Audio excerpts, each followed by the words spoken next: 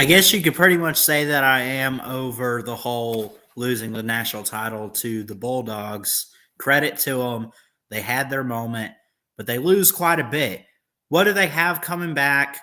What's their schedule look like? And ultimately, what is 2022 going to have for the defending champs in Athens? Looking at the 2022 Georgia Bulldogs right here on Ballard Sports Media. Let's go.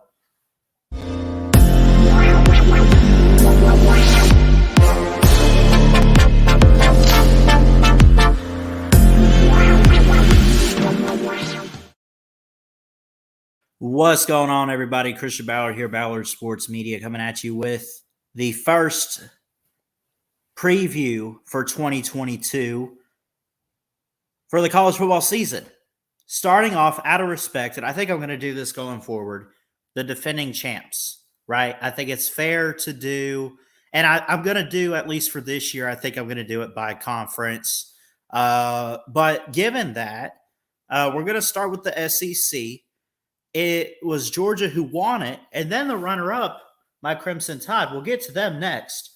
But Georgia, 14-1 national champions, their first title since 1980. Congratulations. The jokes are over. You're the champs. You got one with Kirby. It's over. It's done. I'm over the loss as a Bama fan. But again, we're here to preview next season. But when you do look at last year, I mean, it was the best defense that me personally in my lifetime I have ever seen in college football. I've been watching college football my whole life, 18, 19 years, ever since I could speak. I've been saying roll tide, JT Daniels was the key quarterback going into the year. 4 or 5-star recruit, which I believe now he's in the transfer portal, but it's going to be Stetson Bennett. It's his team. He should have started off, being the starting quarterback this season. Now that, at least from my perspective, how I see it, how it turned out. I mean, where did all this criticism for Stetson come from? We're not here to talk about that, right? But overall, you look at Georgia last year and you pull up their schedule real quick. They were as dominant as it got. I mean, fourth straight, actually, undefeated. Well, no, I take that back. They were not undefeated because they did lose to Alabama in the SEC title game. I apologize. Almost had it. But how about this? 3 straight titles for the SEC in college football. LSU 2019, Bama last year, and now Georgia. They started out the season pretty good. Defense was great from the start. Never really had a bad game until the SEC title. Clemson, this game, I think, kind of lived up to the hype. The only thing I could say about this game is I didn't expect Clemson necessarily to lose. I mean, I expected Georgia to win that game, but Clemson falling off like they did, I didn't see coming. But Georgia took care of it 10-3. Their championship run is off to a good start. 56-7, UAB. UAB is a pretty good program and a good team. But again, when you go play in the SEC, it's a whole nother story. Their defense played another phenomenal game. South Carolina and Athens, I made jokes that week because the last time South Carolina went to Athens, they won. But I knew that wasn't going to happen. 40-13, not bad. Shutout Vandy, okay. Shutout Arkansas. Now, what's interesting about that was I believe both these teams were undefeated. Arkansas started off the season pretty good. They were undefeated going in 4-0. Georgia was 4-0. And this was a downfall for Arkansas. I mean, they lost to Georgia. Then they lost to teams like, I don't know who else they play going forward after that exactly. Maybe Mississippi State or whoever. But Georgia gets that win. That's a shutout. So back-to-back shutouts there in the SEC for them. Auburn and the Deep South game, they go to Jordan-Hare, take care of the Tigers. It hasn't always been a great and easy place for Georgia to go and win. Same thing for Alabama, but they've won the last 2 there. They also won in Jordan-Hare in 2019, but they win this one 34-10. Then they play Kentucky 30-13. Right, so they're basically getting to a consistent SEC play schedule, and they're rounding around 30, 35 points a game. give or take, and they're holding teams under 2 touchdowns. It's incredible. Take a bye week. Give up only 1 touchdown to Florida, 34-7. They win the cocktail party. And again, the key losses that they had, losing guys to the draft. This defense, Lewis Seed, Jordan Davis, Devontae Wyatt. You have so many that are just gone. And just overall, I mean, what made the defense so special? But they bring a lot back, and guys like Keely Ringo, who made the game clinching pick 6 against Alabama. He's pretty incredible. He's going to come in. Quay Walker, I believe, is going to the draft, though. Amir Speed is a senior. I mean, they have a lot, but what's so cool is Georgia, because of how they recruit on defense, it's plug and play. And I think you're going to see that this year. I think their defense is still going to be top 5, if not top 10 in the country. It's not going to be what it was last season.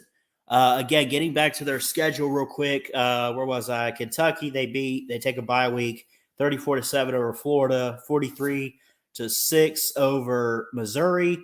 Then they struggle a little bit, kind of caught themselves napping against Tennessee, which Tennessee, with everything they lost in the offseason, to have the season they had and make a bowl game, I think was pretty incredible for them. They gave up 17. Outside of maybe, I think that game outside of the Alabama loss here was the most that they gave up of any game in this season. So they gave up 17 to the Vols, but they score 41. They get the win at Neyland. Charleston Southern, who cares? Georgia Tech, they shut out a dead program in the ACC 45-0. Just calling it what it is. The SEC title. Alabama was not necessarily picked to win this game, but you got to understand where Alabama was coming from. They struggled in the Iron Bowl. They had struggled against LSU. Like, they were struggle bus this year. They lost to A&M, and we'll get to them next. But overall, Alabama just had some fire underneath them. There was a lot of talk about Georgia being the best team. You get a battle of undefeated and then a one-loss team. I think it was 1-3 or 1-5, whatever it was. Georgia had been number 1 all season long up until this game. Alabama beats them. No surprise that, I mean, nobody was going to stop that Georgia got in the playoffs. But then they go play Michigan, right? And they shake that loss off, use it as motivation. Offense gets better. Defense gets back to what it has been all year. And they did not play a scrub team in Michigan. I mean, they played one of the best running backs, if not the best running back in the country this past year. Definitely the best in the Big Ten with Hassan Haskins, Cade McNamara. I mean, they put a stop to a dominant offense. And Jim Harbaugh, of course, finally found a way to beat Ohio State, took care of that. No surprise. I mean, Michigan was just a better team. They had the better quarterback and everything in the Big Ten. But Georgia takes care of them in the Orange Bowl. Then they win for the first time in 41 years. And they beat Alabama, by the way, for the first time since 2007 in a revenge game. It's hard to beat the same team twice. Here's some more proof of it. A month later, after losing to them in the SEC title, they go and they beat Alabama at Lucas Oil last Monday night, as I'm recording this here on January 18th.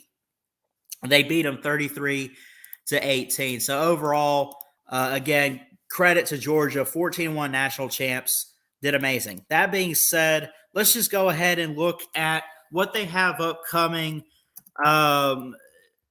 to this year in 2022. And again, they lose quite a bit. They really do. But they bring a lot back, too, on the offensive side of the ball. I think George Pickens being out all year, though, I think he's still declared for the draft. JT's in the portal, but Stetson Bennett comes back. You get guys back on the defense like Keely Ringo, who made the pick 6 against Alabama. You get Arian Smith stepping up at receiver. Amir Speed is a senior, but I'm not sure where he's going. Is he coming back or not? Dominic Blaylock is a receiver. Um, I mean, there's quite a bit coming back, honestly. Jermaine Burton is a sophomore. Stetson Bennett is he's listed as a senior. I don't know what he's gonna do though. I don't know. I mean, you got other quarterbacks there, Jackson Muschamp, Carson Beck. I don't know. Jackson Meeks. Georgia's going to be young, but they're going to have a lot of great talent. All these guys that you probably have heard about are coming back, at least from what we've heard. But for the most part, the defense that they had is gone. But some young guys stepping up, like Jordan Davis is gone. He's been that guy for them these past few years. JT Daniels is in the portal. They use Jamari Sawyer in offensive line. They lose George Pickens, Justin Schaefer, Lewis Seen. Okay, forget about who they lose or who they have coming back yet. Let's just focus on their overall schedule. Opening up Power 5 non-con again. This time with the Pac-12 team, they get the Chick-fil-A kickoff against Oregon. We'll get to my prediction for this in a minute. They play Oregon. They play, just call it a cupcake game against Samford. Then they go to South Carolina, play Kent State at Missouri, get the Deep South game in October. I guess Auburn cries about games, so they move them. I don't care where you play it. Just don't move the Iron Bowl. They play the Deep South game. They play Vandy. They get a bye week. I'd say perfect timing, but I think for Georgia, it really doesn't matter. You play Florida. That's going to be a little interesting just because of a new coach and Billy Napier, and it seems like they did okay recruiting. They flipped a guy from Georgia. I think Billy Napier is the guy for Florida, but again, we'll get to them in a Florida preview. Tennessee at Mississippi State, at Kentucky, and Georgia Tech. Overall, I don't need to talk about this. Here's the thing about Georgia. They will not be what they were last year.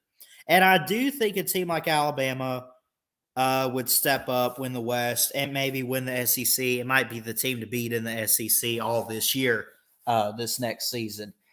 Georgia, they should win every single game but basically they should do what they did last year, only not as dominant. Do they lose a game in the regular season? It's possible. I think the first key test, I'm not going to sleep on South Carolina. They did get you 2 years ago or 3 years ago. I know it was in Athens, but honestly, I would say two key games that stick out to me is the Oregon game. It's neutral field, right? So there is no home field advantage for either team, although it is in your backyard in Atlanta. Dan Lanning is leaving to go replace Mario Cristobal at Oregon. He brings in Bo Nix from Auburn. Has a lot of great talent in Eugene. Don't sleep on what they can do. They got a pretty good defense too. They got some key players. It's going to be amazing to see what Oregon's going to look like first year with Dan Lanning.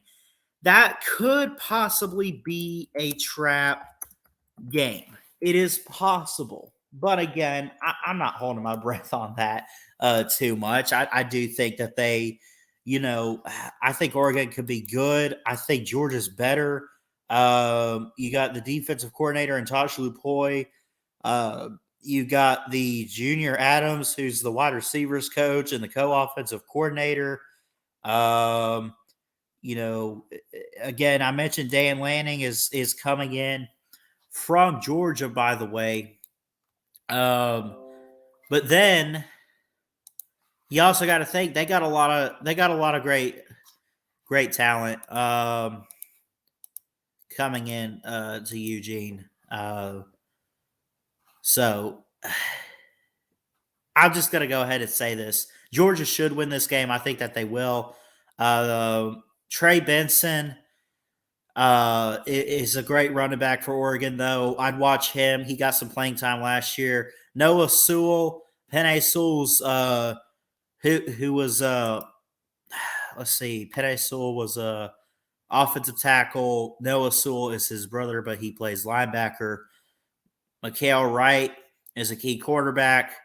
Um, Johnny Johnson the third is a key wide receiver for him. Kayvon Thibodeau, I believe, is going pro. From what I've heard, maybe I'm wrong. I don't know, but they do have quite a bit. Like Oregon's got some talent overall. And again, I'll get to Oregon later on. I'm getting too ahead of myself, and I apologize.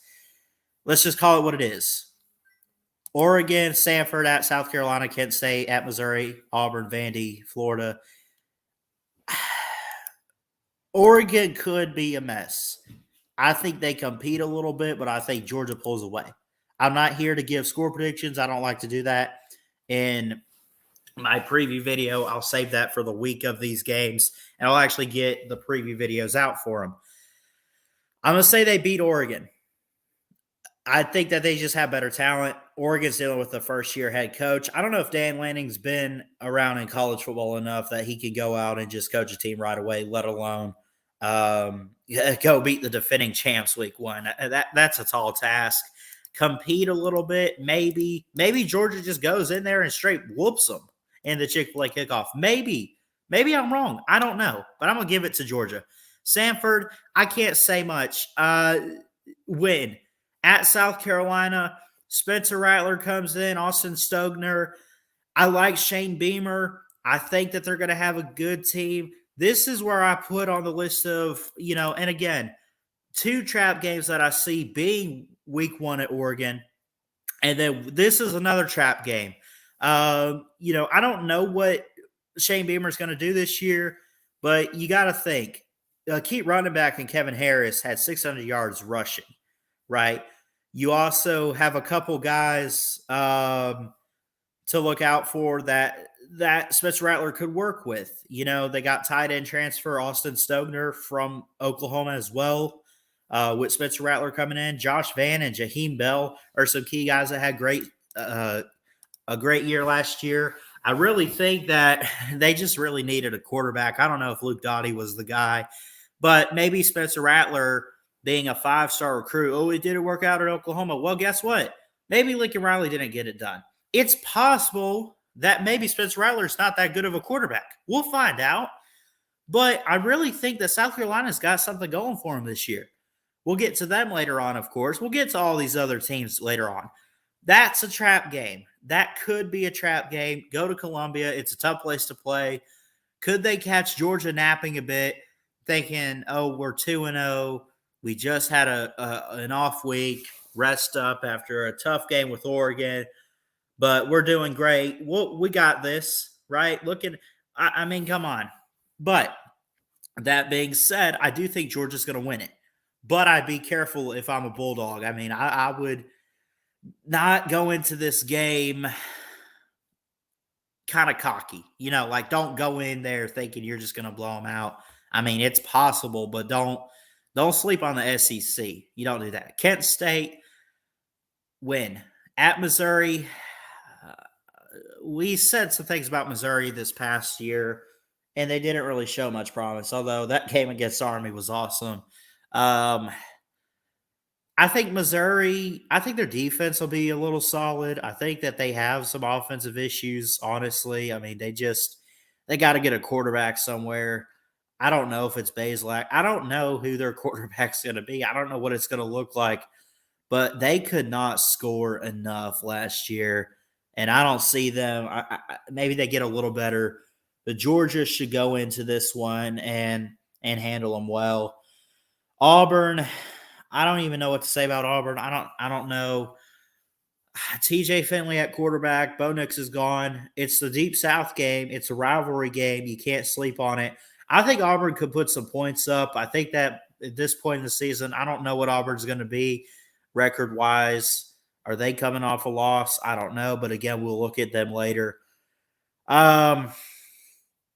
Georgia's going to win that one. Forget scores. They're going to beat Auburn at home. But could Auburn compete? Maybe catch Georgia napping to begin the game. But I think Georgia would ultimately pull away. Vandy is Vandy. You get a bye week. Now, this is where it gets interesting. Billy Napier in Florida. Dan Mullen. See, here's the thing. Florida didn't suck under Dan Mullen because, he's a bad coach. he doesn't care. That's the thing.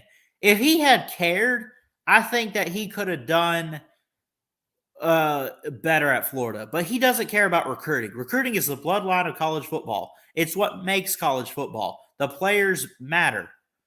Dan Mullen didn't care, but Billy Napier comes in, great defensive mind. That's what Florida wants. I don't know what they're going to look like. I mean, they flipped a guy from Georgia. I'm trying to remember his name, but someone remind me in the comments. They got some recruits. They got some players. And again, recording this in January, we still got the second part of signing day next month. We'll see what these teams do. You should beat Florida, but I wouldn't be surprised if they play a competitive game against you guys. I'm not saying you're going to struggle. I'm not saying it's going to come down to the wire. But don't expect to just go in there and blow them out. I think Florida halfway through the season might figure out their identity a little bit, figure some things out, and get some things going. Tennessee is on a mission this year to, I guess, make another bowl game. I don't know what the hell they're going to do, but you guys should easily lose. Psych! Just kidding. Easily beat Tennessee. I still think they're kind of a dead program. I mean, look, anybody does. Tennessee, I like the Heupel hire. I like Josh Heupel. Seems like a great guy. Seems like he knows what he's doing. He hasn't bought any players yet. I mean, but it's not Georgia. Basically, the bottom line is this for Georgia. At Mississippi State, you're going to win. At Kentucky, you're going to win. And Georgia Tech, you're going to kill. Bottom line is this. I can't waste my time going into these games this early in the offseason. Again, when these games get here and it's football season, I'll be doing previews left and right throughout the week, leading up to these games when we get to August and September. Georgia could potentially lose one game. I would not be surprised if they go 12-0. In fact, if I'm just being honest, I would just go ahead and say that I do think they go 12-0 and they win the SEC East. I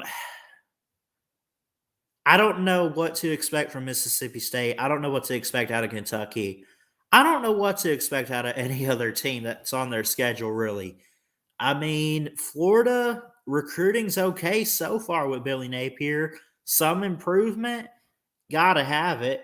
I think Tennessee could improve, but again, teams like Mississippi State and Kentucky, I don't know. But I do know this: regardless of how these teams are, I know Kirby Smart is the head coach. I know I've said some things, and look, he proved himself in 2017 just by taking them to a title in his second year and winning the SEC. I know I've kind of trashed him a bit.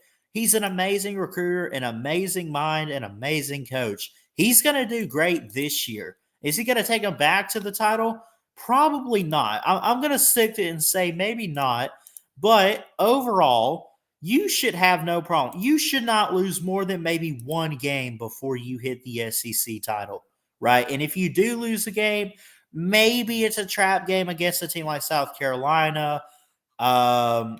Maybe it's Oregon. I don't know. But overall, I see a 12-0 record for the Georgia Bulldogs and Kirby Smart in 2022. Anyway, that's going to do it for me. I love you guys. Jesus loves you. Keep your head up. Y'all comment down below, though. What did I miss? What did I not get to about Georgia? Am I overlooking some teams on their schedule? Should they lose a game somewhere? Let me know. But I think they should have a flawless, perfect 12-0 season leading into Atlanta in December. And I think they win the East for a second straight year for the fifth time in whatever it's been, 6 or 7 years with Kirby Smart. I don't know, but we'll see what happens. Georgia fans, comment down below. Tell me why you're going to go back-to-back or whatever trash talk you want to get out there. Or we're going to beat them again. Maybe. I don't know. Never say never, but we'll see what happens. I love you guys. Jesus loves you. Keep your head up. Please like, comment, and subscribe right here to Ballard Sports Media for more sports content And until next time, folks, Ballard Sports Media, check it out. Love you guys. Jesus loves you. God bless. And as always, roll tide.